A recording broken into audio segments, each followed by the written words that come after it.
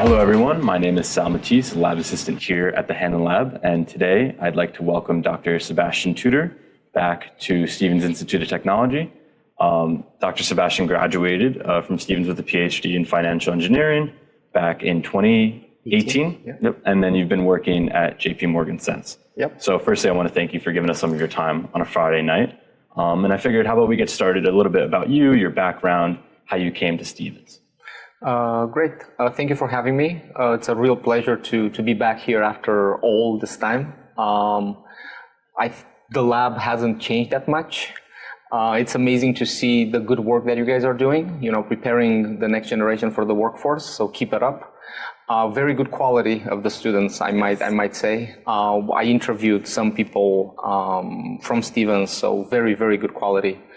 Coming back to your question, so I came here on a PhD scholarship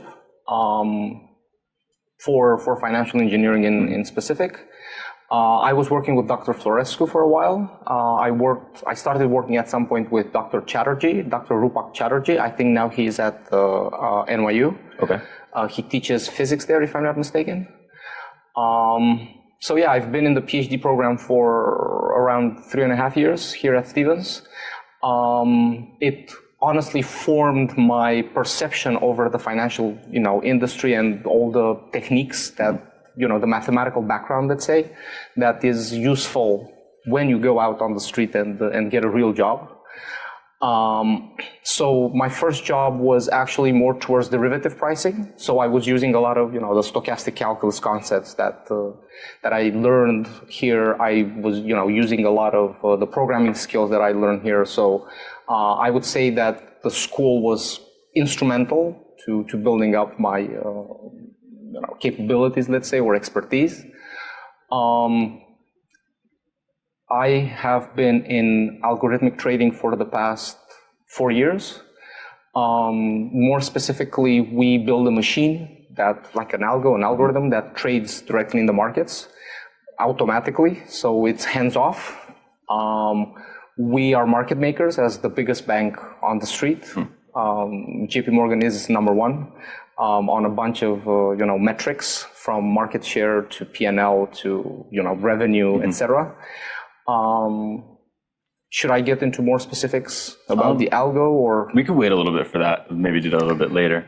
So I wanted to, coming back to Stevens a little bit, so you were a PhD candidate at the time, you were studying, so it was for financial engineering, and you were also working at the lab, and then also an adjunct at the same time. Yep. So how was that experience? Were you super busy all the time, or were you really excited to always be around, especially in this lab? I'm sure you spent a lot of time here. I did, yes. So how was that, if you walk back memory lane a little bit?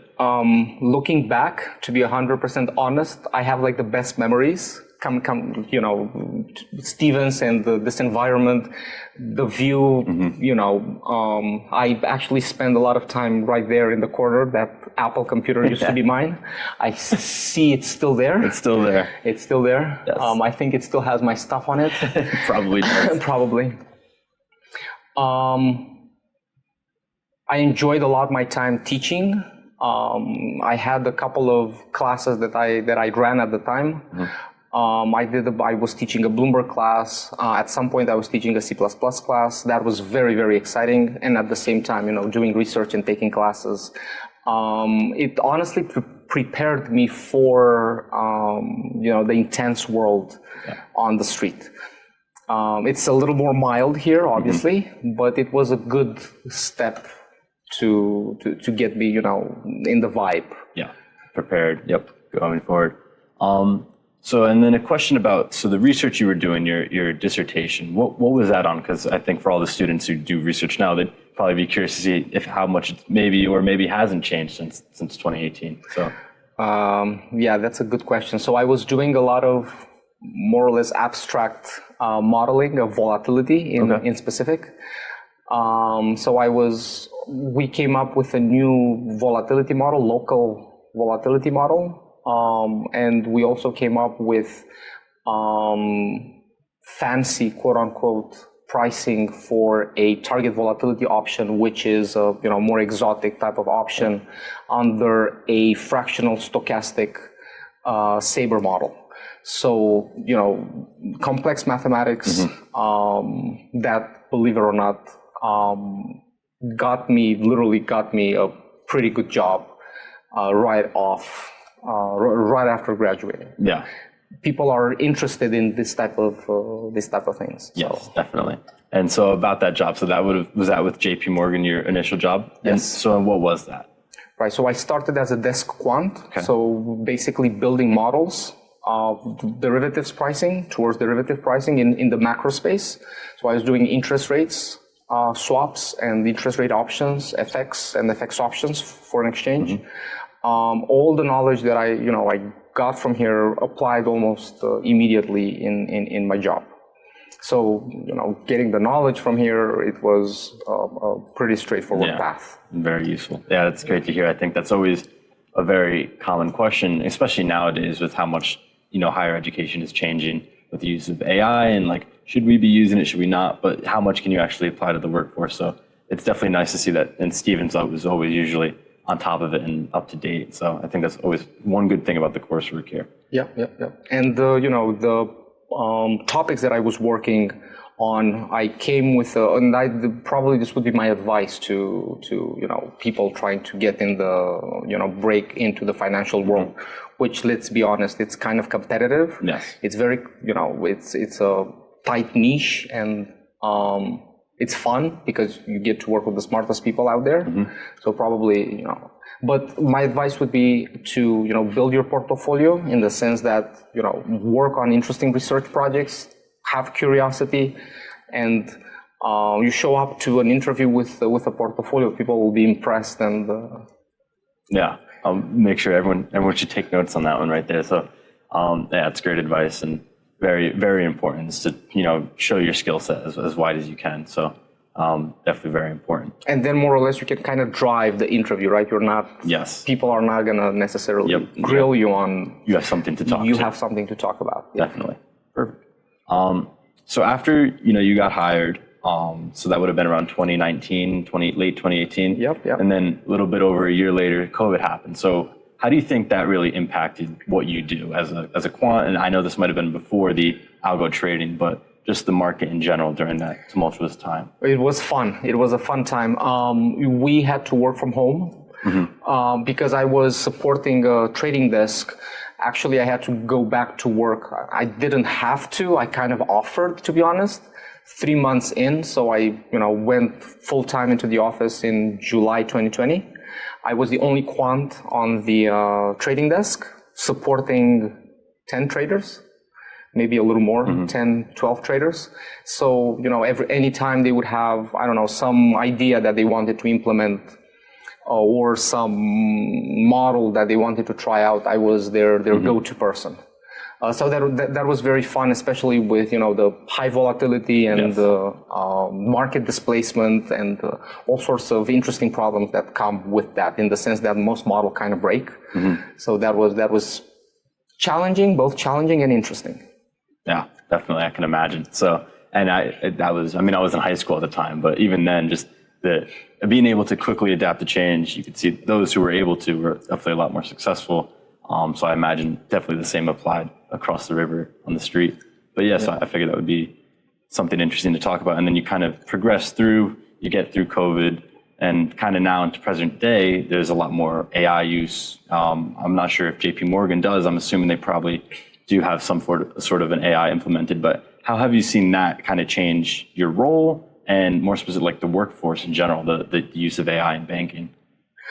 So J.P.Morgan is investing a lot of money into AI in the order of tens of billions. I don't know the exact number, but I think around $18 billion J.P.Morgan is putting into scaling up AI across the firm. Specifically for, my day-to-day, it's making my life 100 times better. I don't really have to worry that much about implementation details. You can scale up whatever you're trying to do, your models or your research pretty quickly. So I would say it's a very useful instrument that you can use to brainstorm. Careful about the hallucinations, obviously, because it can make things up. From my experience, it's very important to give it specific focused tasks rather than generic. But I would say that at this point we're actively using Claude, which is one of the best models out there, and it's amazing what it can do. Like it would take me hours to write, for example, unit tests or regression tests, or implement some ideas with Claude and Opus. I use Opus mostly for reasoning or like math related type of stuff, but it's making my life much, much more productive. Yeah. And I think a lot of people could definitely say that statement right there. It makes your life a lot more productive, being able to get a lot more things done. Yep. So it's a great tool for that reason. Absolutely. I guess if we take more of a broader look, the financial world from when you started, and specifically algo trading, because quant, I would say recently, maybe the past 5 years, and you can correct me if I'm wrong, because I'm still young. I don't have too much background on it, but it feels like quant as a whole has changed rapidly since maybe 2020, 2019, 2018. So have you seen that? Have you seen, maybe a lot more players involved, or at least there are a lot more noticed now in the news and things as such? If you've kind of seen that change over time and how it works. Very good question. So when I started, there wasn't that much emphasis on algo trading. Maybe more emphasis in the world of FX, and maybe treasuries here and there. But in the world that I'm in right now, so the algo that I'm working on mainly does credit trading. So it trades bonds, investment grade, high yield, ETFs, so fixed income ETFs, and create redeems. So create redeem is technically a mechanism where you take bonds and you make the ETF, you give it to the ETF provider, or the other way around. You break down the ETF into its components. So that market has progressed a lot in the past 3 years, 4 years, I would say, in the sense that the trend is to automate most of the market. So right now, I would say around 40 to 45% of the entire market activity in credit, in particular, happens on algo. Okay. So it's a big shift from the classical quote unquote trading where you write on the Bloomberg chat, hey, let's sell 10 million. Can we get a quote for this? Right now it's model driven, algo driven, and the entire street, I would say, it's moving in this direction in all asset classes, not just my specific credit. Of course, equities started doing that a little earlier. FX is also a big like an asset class that in which the algo scaled up quite a lot, but it's getting there. Yeah. Like I would say, in a few years, the landscape would be completely different. Interesting, yeah, and I think you could kind of even see that reflecting in just the workforce demands, and everything's kind of shifting. It's very important to stay up to date on technology, make sure you're well versed in it. That kind of helps broaden your network and making sure that your personal value almost. So yeah, I figured that would be an interesting question to ask. Let's see. And maybe I would argue one point, your background, in the sense that your fundamental knowledge sometimes matters a little more than, pure, let's say, ability to code, if I may put it that way. Yeah. So that's valued a lot in the sense that, hey, can I design a system? Can I, come up with a model at scale? Yeah. So, you need your math background. I mean, I'm a little biased because I, studied more math than computer science, but it's definitely valuable to understand the big picture, let's say. Yes, absolutely. And so I've always thought of it as coding, is the execution, but if you don't know what to code, then it doesn't really matter. Exactly. And not too much to do to help you with that. A lot more tools to help you code than to help you figure out the framework of it. Exactly. Yeah. So I wanted to take it back to your job, your more day-to-day role. What would you say is, the most fun thing about, because I know you keep on saying you have a lot of fun working. So what do you think the most fun thing is that you're doing, and that you really look forward to in such a busy career, if I had to assume? So when I joined the team, so I was there from the beginning in this team, in the sense that when I joined there was nothing. So we started building out this machine from scratch. So we did, starting from the dirty work, data pipelines, cleaning up the data, ingesting it in the algo.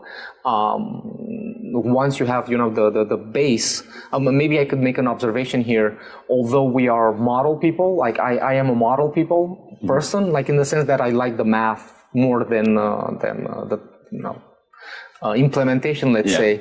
It's very, very important that you start with a good foundation. So your data has to be clean. You have to take care of all the annoying things. Clean the data, make sure that the pipeline is correct, etc.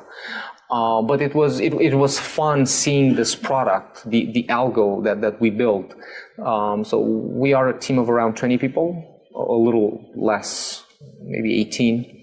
So we built this entire thing from scratch. And it's very fun to see it evolve and scale up to where it is right now.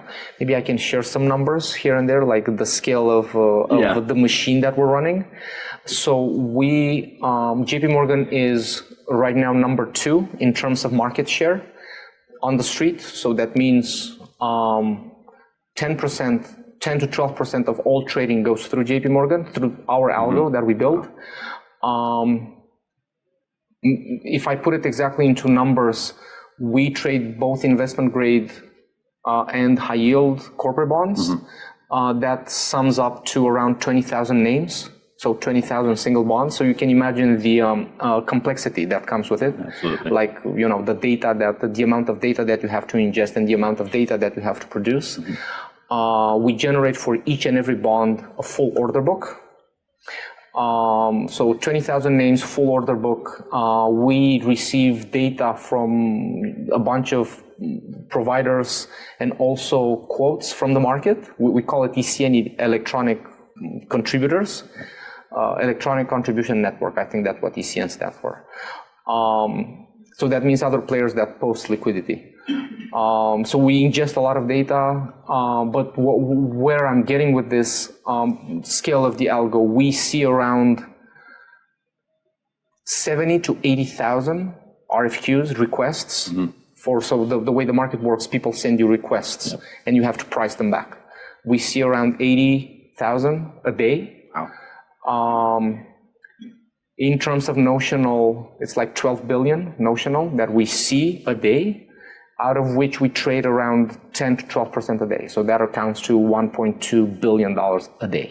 So the machine is like an impressive, it's an impressive scale. That's that's when you lay it all out like that, it's really interesting. And just kind of understanding how market making kind of works it's always cool to hear it out loud, because there's so many different markets, but they all somewhat similar, somewhat different. They all have their nuances, so it's very interesting. So I guess to follow up on the fun thing, what would you say is like the hardest part of your job that you think you have to face? Whether it be a time of year and like the seasonality, maybe with volatility super high, or if something goes wrong with the model. Like, have you ever had days where you're going to the office, you're like, oof, this is going to be a tough one? Most definitely. Maybe I can share an anecdote with April. That was last year, right? Liberation Day. With the tariffs. Liberation Day, when most of our models literally blew up, in the sense that the correlations stopped working. All the back testing and all the analysis just stopped working. We did know about it, so we were prepared in advance that we knew that Liberation Day is coming in, but we didn't really understand the scale. And for a short period of time, in the since the 60s, I would say, the inverse correlation between bonds and equities did hold. Yes. It broke for a short period of time. So that was interesting to see. So, most of the models stopped working. It's always fun to have to tweak and find better things.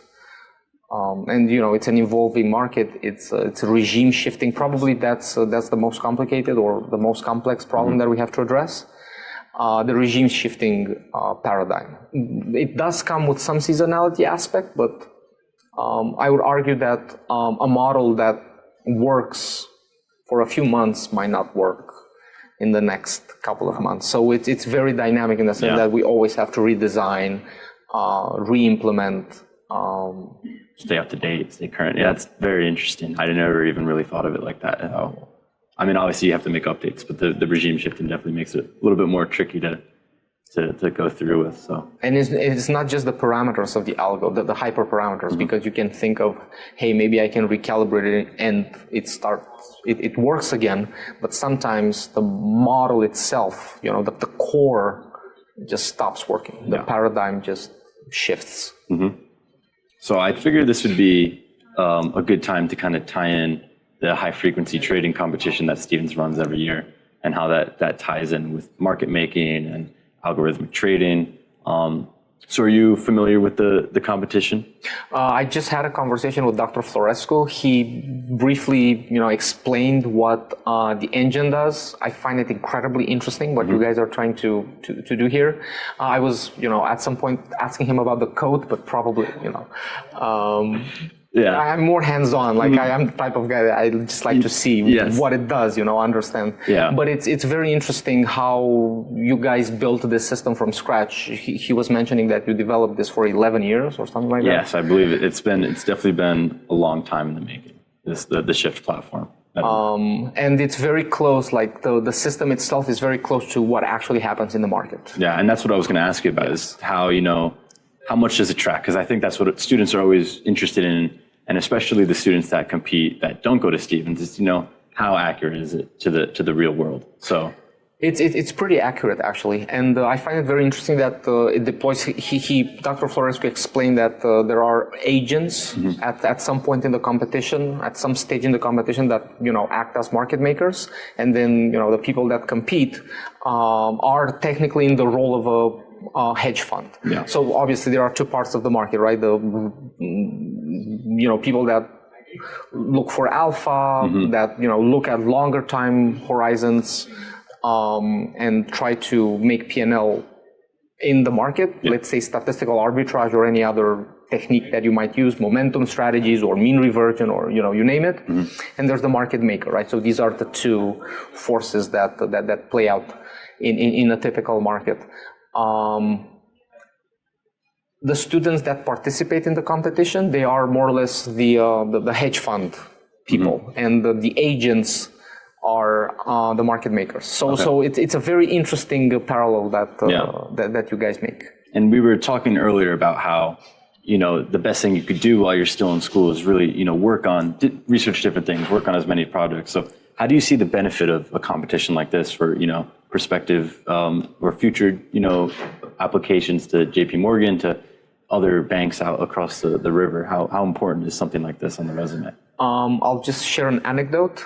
A student, I honestly don't remember which school he came from, maybe Yale, something like that. He came with a portfolio where he was, saying, I built this model, I built this strategy, so that got me going. We started talking about it. Of course, we offered him a job at the end of the day, right? So in this case, in specific with this high frequency competition that you guys are working on, if someone comes to us and lays out the principles and the system and what they did, it's it's a no-brainer. And I would say to anyone questioning whether they should apply to something like this, or maybe you're worried that your model won't be too well, I think just doing it is the most important part, and you never know what may happen. If you could really talk to it, I think that's the most important part. That's a very good perspective, because even like a lot of things, you have to be honest with yourself, especially in this market, right? Because you're at competition with everybody else, and being honest with yourself, it's most of the things will not work on the first try. Yes. Most of the things, will fail in the first couple of iterations, but you get better at it.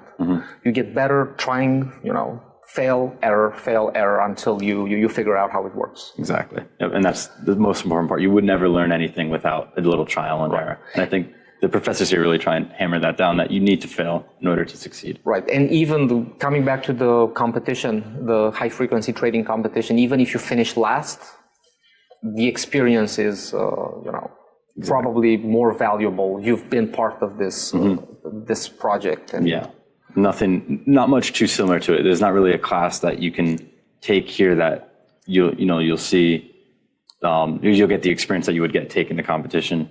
And there's not too many competitions out there like this, especially to this scale, to the level of accuracy that it follows to the real world. So definitely a very important competition to take part of if you're thinking about a future in quant or high frequency trading, even hedge funds. So yeah, thank you for your comments on that.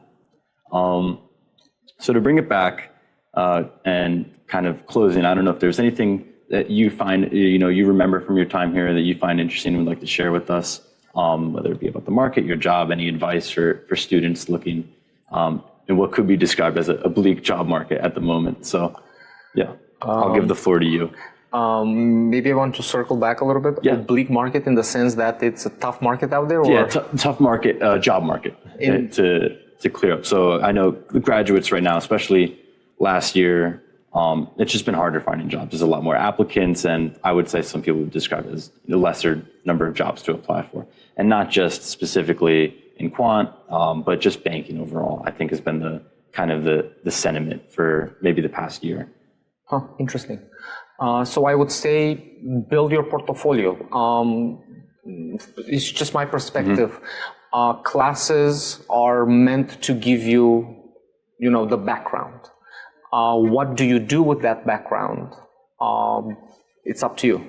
So work on as many, maybe as many is not necessarily okay. I would focus on quality rather than quantity. So pick a few things that you're curious about. Curiosity is a feature that a lot of people on the street value a lot, because if you're curious, you're going to dig into a problem. But coming back, have a few projects that really interest you, that really make you excited, and show that you can take an idea. It doesn't matter how simple or complex it is. The simpler the better, probably, and show that you can take it from origination all the way to the end.